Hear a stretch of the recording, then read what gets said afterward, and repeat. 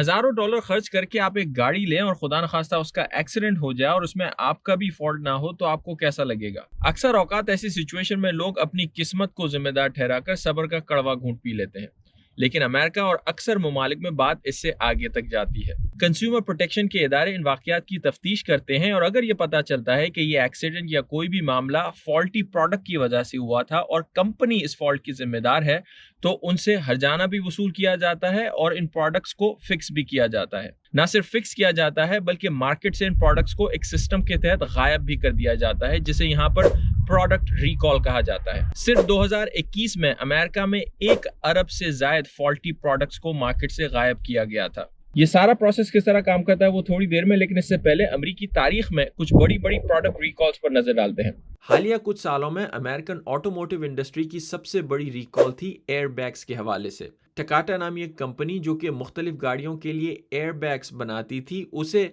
America भर में इन airbags के कुछ वाकयात की बिना पर फॉल्टी प्रोडक्ट्स के लिए जिम्मेदार ठहराया गया और फिर इसके नतीजे में इस कंपनी को तकरीबन 100 मिलियन के करीब एयरबैग्स को रिकॉल करना पड़ा, जिसमें से 40 मिलियन से जायद अमेरिका में थे।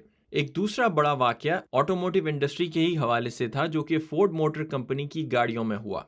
फायरस्टोन नामी कंपनी जो कि फोर्ड मोटर कंपनी की गाड़ियों में टायर्स लगाती थी, उनके कुछ इंसिडेंट्स के नतीजे में इस कंपनी को तकरीबन 14 मिलियन से ज्यादा टायर्स को रिकॉल करना पड़ा।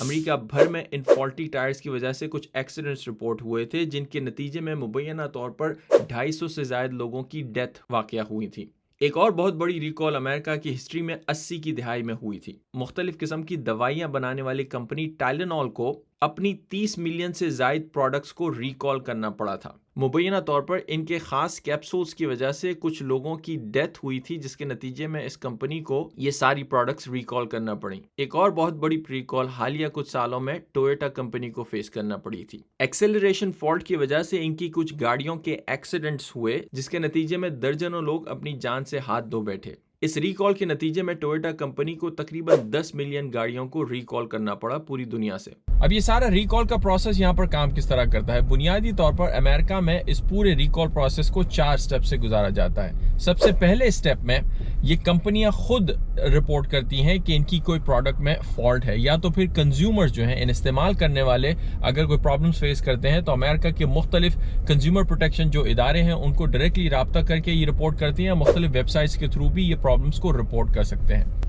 दूसरे मरहले में ये कंज्यूमर प्रोटेक्शन के जो इदारे हैं वो इन रिपोर्ट्स को इन्वेस्टिगेट करते हैं और ये पता लगाते हैं कि क्या वाकई ये कंपनी इस फॉल्ट की जिम्मेदार है या नहीं। तीसरे मरहले में जब ये एस्टैब्लिश हो जाता है कि ये कंपनियां वाकई में इस फॉल्ट की जिम्मेदार हैं, तो उस कंपनी को कानूनी तौर पर यह पाबंद किया जाता है कि ये मार्केट से जितनी भी फॉल्टी प्रोडक्ट्स हैं उनको रिकॉल किया जाए, उनको वापस अपने पास ले लिया जाए। और चौथे स्टेप में फिर इन कंपनीज को वो जो फॉल्टी प्रोडक्ट्स हैं, जो फॉल्ट होता है उनमें, वो फिक्स करना होता है। और कुछ केसेस में अगर उस फॉल्ट की वजह से कंज्यूमर्स का कोई नुकसान हुआ है जानी या माली, तो फिर उन्हें कॉम्पनसेट भी किया जाता है। That's it, see you next time.